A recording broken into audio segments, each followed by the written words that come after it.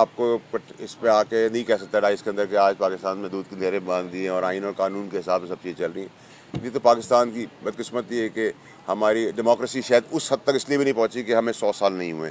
जिन मुल्कों को 100 साल कवर हो गए उनमें डेमोक्रेसी बेहतर है, हमें 100 साल से थोड़ा टाइम बीता दूर है, हम तो शायद जो लकूने हैं वो टाइमली ठीक हो गए। अच्छा फैसल साहब, ये बताएं कि पाकिस्तान पीपल्स पार्टी कितनी देर तक मुस्लिम लीग के साथ रहेगी? 1 साल, 1.5 साल? देखिए, मौज़ाती तौर पर अल्लाह की मदद आ गई तो 2 साल होगी, फिर वो खुद मैदान में होगी, स्टीयरिंग व्हील पे होगी। ये मेरा एनालिसिस है, क्योंकि एक तो ये हस्ब हाल हस्ब ज़रूरत दोस्ती है। इसके अंदर पीछे आपने देखा है माजी के अंदर इलेक्शन के आखिरी दिन तक भी क्या होता रहा, और 20 साल में जो मियाँ साहब ने जरदारी साहब के साथ किया है, उसके बाद उनके लिए भी बड़ा मुश्किल काम है कि वो भूल जाएँ सारी चीज़ें। तो ये अब चल रही है, आगे भी देखते कब तक चलेगी। फैसल साहब, ये बता दें, जिस पार्टी से आप बिलोंग करते थे, आप उससे थोड़ा दूर है, जो लोग इस पार्टी को छोड़कर गए थे उनकी वापसी के लिए रास्ते देख रहे हैं, आप उस पार्टी की तरफ आएंगे या किसी और पार्टी को ज्वाइन? देखिए तालिब भाई, पार्टी मैंने तो ना, मुझे तो पार्टी से निकाला गया था सच बात करने के लिए, ठीक बात करने के लिए, खान साहब को इस भंवर से बचाने के लिए मुझे निकाला गया था। और मैं उस वक्त निकला था जब पाकिस्तान तहरीक इंसाफ आसमान पे थी और ख़ान साहब का कद काट चांद पर था। तो मैं तो बहुत पीक पे जब थे तब निकाला गया। जो बाकी वक्ती बटेरे जो आज अपनी दास्तानें सुना रहे हैं, किस्से कहानियाँ कर रहे हैं आवाम के आगे कि हमें ये हो गया तो हमें ये इस तरह किया तो हम मजबूर हो गए, तो बेशर्म बेहयाओं को इतनी हया होनी चाहिए कि जैसे मैंने अहल होने के बाद सीट पे रिज़ाइन किया, किसी का बाप भी मुझसे रिज़ाइन नहीं करवा सकता था। आपको पता है, अभी भी जो पीटीआई के टिकट पे बैठे हुए हैं और पीटीआई की जड़ें भी काट रहे हैं, उनके खिलाफ बयान भी दे के बैठे हैं, वो क्योंकि टिकट पीटीआई का, तो मैंने टिकट पीटीआई को वापस किया। चेयरमैन साहब का टिकट था, मैंने वापस किया। और आपको याद होगा कि मेरे जो ओपोनेंट थे उनको हटाया गया, मुझे बहाल किया गया, फिर मैंने रिज़ाइन किया। तो मैं तो समझता हूँ कि असूल की सियासत जो आज मासूम रोते हुए बच्चे जो हैं वो ये ना बताएं कि 9 मई में उनके साथ क्या हुआ, तो वो हाथ उठा के आ गए और वो छुपे हुए थे और उनके साथ बहुत कुछ हुआ। उनको कहे हया ये है कि अगर तुमने खिलाफ बात की है और तुम मानते हो, उस कुर्सी से भी हटो जो तुम्हें पार्टी ने दी थी।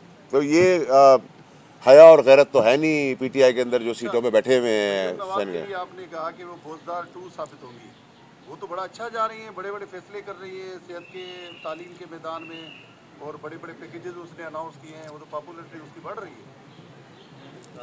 देखिए, मैंने तो, आपने सर थोड़ा सा गलत कहा, मैंने ये कहा था कि सूबा स्टार प्लस उसमें बुज़दार 2 नंबर 1। नंबर 2 ये कि बहुत ज़बरदस्त फैसले हुए। मैं अभी देख रहा था कि नौकरियां चांद से मिलना शुरू हो गई हैं, सूरज आ गया तो फिर अगले दिन के लिए नौकरियां चली गई हैं। और मेरा ख्याल है कि वो जो तस्वीरें लगा रही हैं वालिद मोहतरम की, वो अब आपको 3 डब्बे और थैली और उसमें नज़र आएंगे। बहुत अच्छा तरीक़ेकार है। तो आपने कहा कि उनकी पॉपुलैरिटी बढ़ गई है, तो वो सर अब आपसे कैमरे से हट के मैं अभी गुजारिश करूंगा कि जरा मुझे बताएं कि पैमाना क्या है। अगर उनका ग्राफ बढ़ गया तो फिर तो मैं आसमान फाड़। अच्छा मावड़ा साहब, ये बताइएगा कि जीएचक्यू में तमाम तर जो है वो, एक मिनट, जीएचक्यू में तमाम तर जो सियासी कायदीन है उनको बुलाया गया था, बशमूल मियाँ साहब भी, वो भी जीएचक्यू गए थे और गिलगित बल्तिस्तान के इशूज़ पर जो है वो उन्हें ब्रीफिंग दी गई है। आप क्या समझते हैं कि सियासी जितने भी कायदीन हैं उनको जीएचक्यू में जाकर फैसले करने चाहिए या पार्लियामान के अंदर फैसले करने चाहिए? मैं आपको नंबर देता हूँ डीजी ISPR का, आप उनसे रुजू करें, वो आपका फौजी सारे सवाल करेंगे। मैं तो मजाज नहीं रखता कि जवाब दे सकूँ। साहब, आपकी एक बार मुलाकात हुई थी जरदारी साहब के साथ? एक दफ़ा नहीं, आपने रिपोर्ट एक दफ़ा की, कोई तस्वीर एक दफ़ा बाहर आई, 100 दफ़ा हो चुकी है।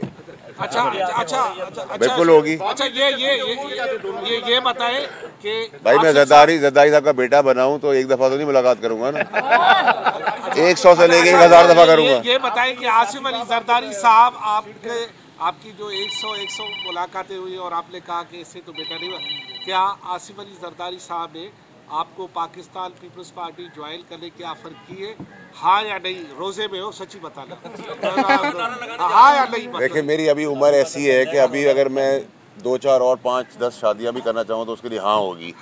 तो इसी तरह जब तक मेरी उम्र है, जब तक तेज़ी चल रही है अल्लाह की तरफ से, उनकी तरफ हो या कोई और पार्टी हो, मैं भी उनको वेलकम कर सकता हूँ और वो भी मुझे वेलकम कर सकते हैं। तो जैसे रिश्ते का एक एज होती है ना, वैसे सियासत की भी एक एज है, तो मेरी एज अभी काफ़ी है उसके अंदर। वेलकम करेंगे अभी तो मैंने घर में किया था, आपने दिल में किया है। और कोई सवाल? आपने जब आप पीटीआई में थे शुरू में उस वक्त आपने ये कहा था कि बैरून मुल्क से लोग यहाँ नौकरियाँ करते हैं। हाँ, मैंने यही गलती की है सिर्फ सियासत के अंदर, वही मैंने माजरत भी कर ली थी। अब मैं कह रहा हूँ सब बैरून मुल्क सियासतदान भी चले जाएंगे। थैंक यू जी। चांद का बार बार आप जिक्र करते हैं, चांद में तो रहने जैसी कोई चीज ही नहीं आपसे। देखिए मेरी वालदा इस दुनिया में नहीं रही, वो हमेशा मुझे कहती थी मेरा बेटा चांद जैसा लगता है, तो मुझे याद आती है उनकी बात। थैंक यू जी, बहुत शुक्रिया।